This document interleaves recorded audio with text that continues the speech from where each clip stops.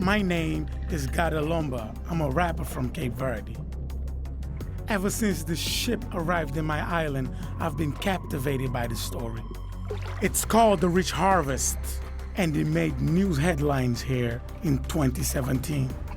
Uma tonelada de cocaína apreendida pela PJ num iate em São Vicente.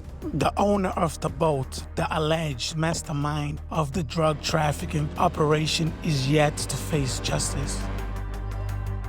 His name is George Soul, known by his nickname, Fox. Now I'm going searching for him.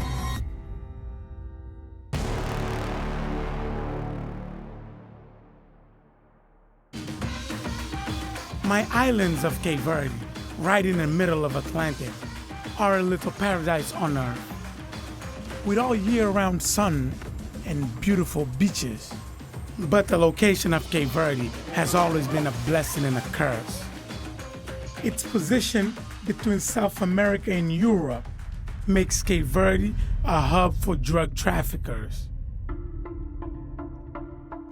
At least 50 tons of cocaine crosses West Africa every year, but around 30% of it is sold during transit, and countries like Cape Verde suffer the consequences. I was at rock bottom when I was a regular cocaine user. This is where I would hang out back in the days. It's where I grew up, in a neighborhood called Payol, in the city of Praia. A minha é boa, mas você? É boa. Porque a cozinha estava a cozinhar? Não, me diga que se quiser mais. Uma cozinha? Não. It's sad the first time I used drugs. It's very sad. I was 9 years old.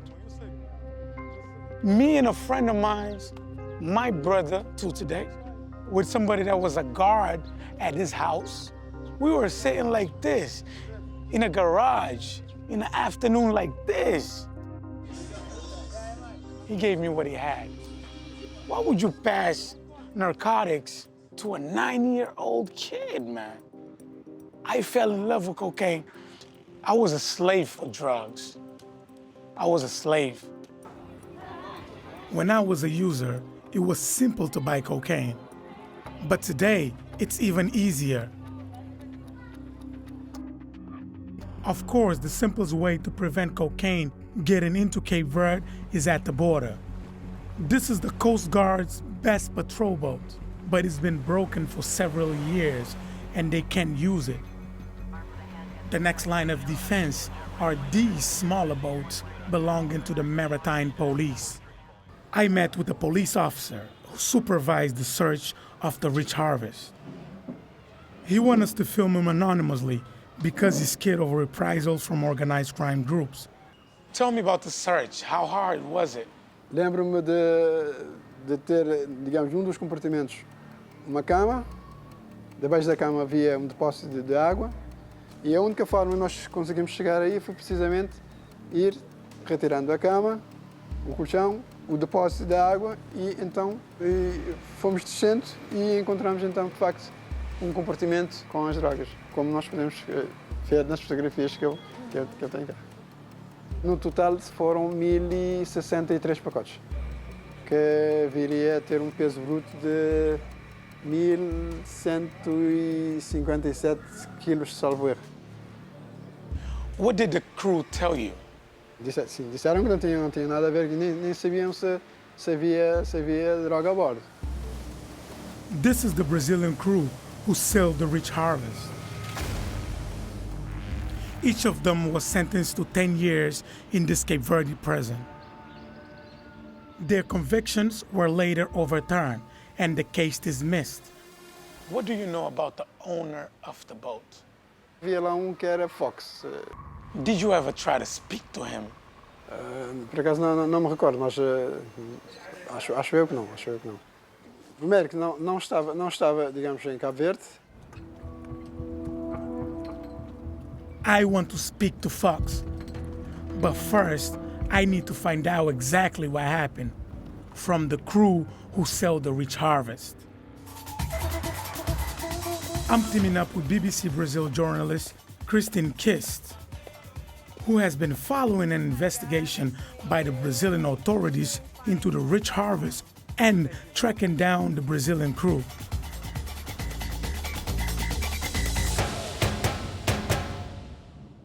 I've got some of the evidence that was collected during the investigation, some paperwork, some photos. Yeah. So this is Daniel, one of the sailors. Okay.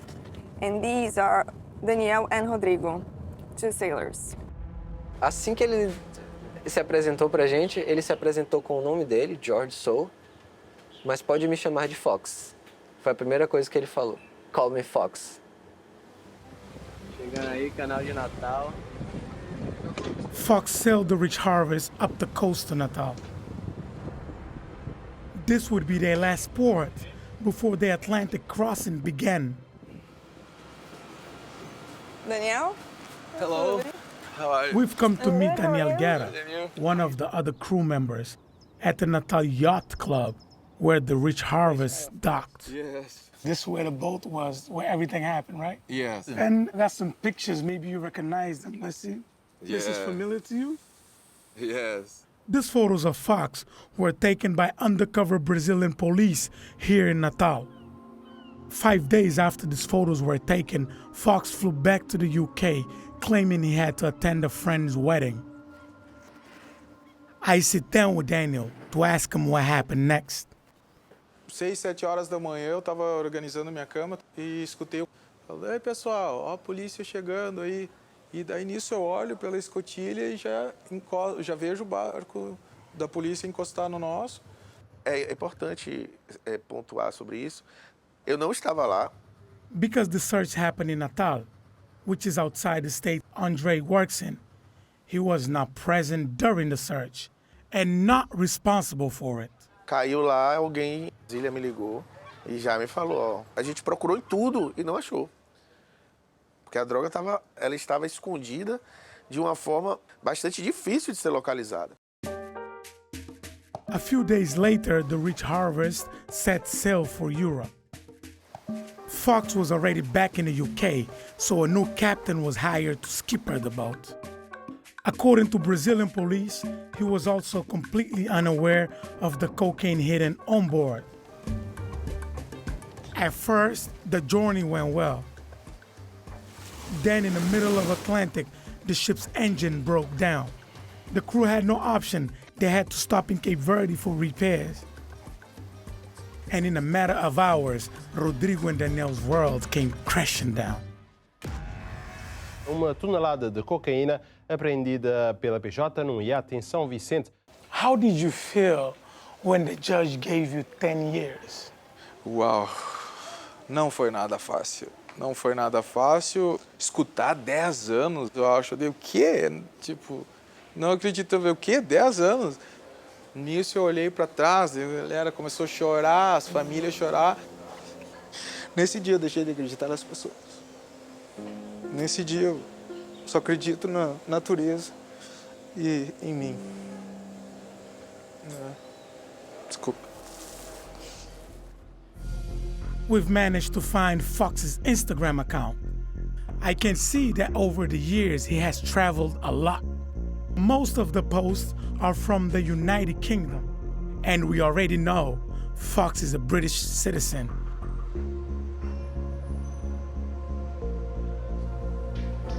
Christine and I are teaming up with a British journalist, a guy called Colin Freeman. Hi guys. Colin has written about Cape Verde before, and he's been searching for Fox for the last 5 years. I've got some recordings of an interview I did with someone who knows Fox. Colin plays an audio recording by a man called Robert Delbos. Delbos was convicted of marijuana trafficking in the 1980s. He sold the rich harvest down to Brazil with Fox back in 2016. Delbos played no part in the cocaine trafficking and was acquitted by Brazilian authorities in 2021. I mean, he was a stupid man who was greedy. He got offered 3 million euros to do the job, which is like 10% of the price of the gear. He got offered $3 million to do it. So he was expecting to make $3 million off of this? Apparently, yeah. Apparently that was the going rate for a transatlantic trafficking operation. Spent $500,000 on the boat, and instead of paying the crew properly and getting himself a professional bloody smuggling crew, he hired 4 innocent guys and thought he could put like $2.5 million in his pocket. I mean, you don't do this. It seems, from what Delbos was saying there, that Fox was accusing Fox of cutting corners, of essentially hiring an innocent crew to do the job unwittingly, rather than hiring a professional team of smugglers, which he could have done with some of the $3 million that he was allegedly getting paid for the job. Where is George Saul now? He's in England. As far as I know, he's there. We take our search for Fox online again and try our public records database for business in the UK. When we enter the name George Saul into this database, 7 different UK addresses come up. All of these addresses are in a city called Norwich to the east of London. And we already know Fox, or George Saul, has connections to Norwich from some of his Instagram posts. Like this one, where he's standing next to the former mayor. Though there is no suggestion he was involved in criminality. And these in Norwich City Centre. But where exactly can we find him? A new search combining his name with his business addresses leads us to a profile page for Fox on the website of a professional networking group. Scrolling to the group's webpage, we find that the members meet every Thursday morning at 7 a.m. at a hotel on the outskirts of the city. And on their socials, we see that Fox is a regular attendee.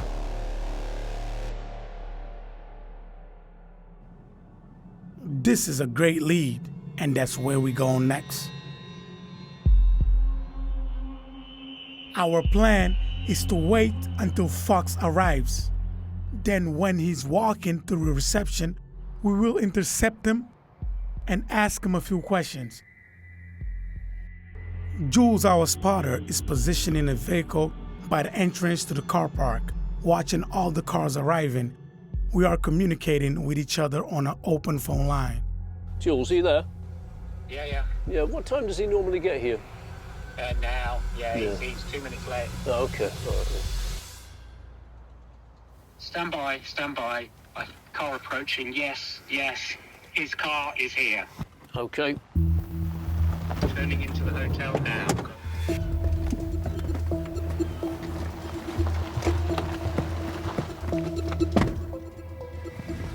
Excuse me, for the BBC, I was wondering if I could ask you a few questions about your yacht, the Rich Harvest. No. Can you explain why more than a tonne of cocaine was found on board it back in 2017? Go away. Huh? Seriously.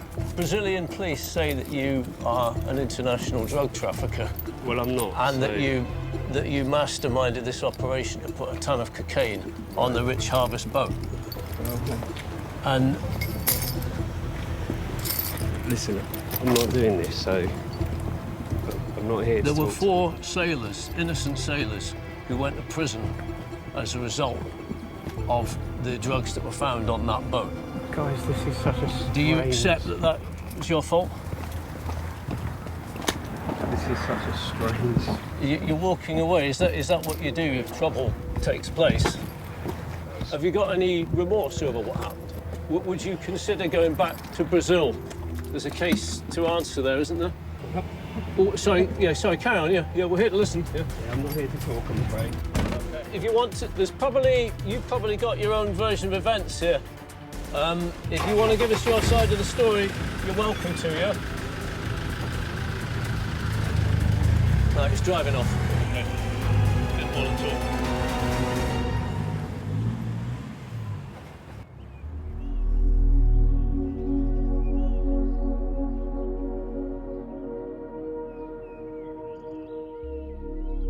I think we all should have both sides of the story, but unfortunately, we couldn't get his. After 7 years, I don't think Fox would expect this coming, and his reaction will show that. But things you do in the past just chase you. We wrote to George Soule to ask if he had anything else to say about the allegations contained in this film. However, we received no reply. We asked the National Crime Agency in the UK if they are aware of George Soule and the crime the Brazilian police suspect him of. The NCA said there is currently no warrant in place to arrest George Soule in the UK.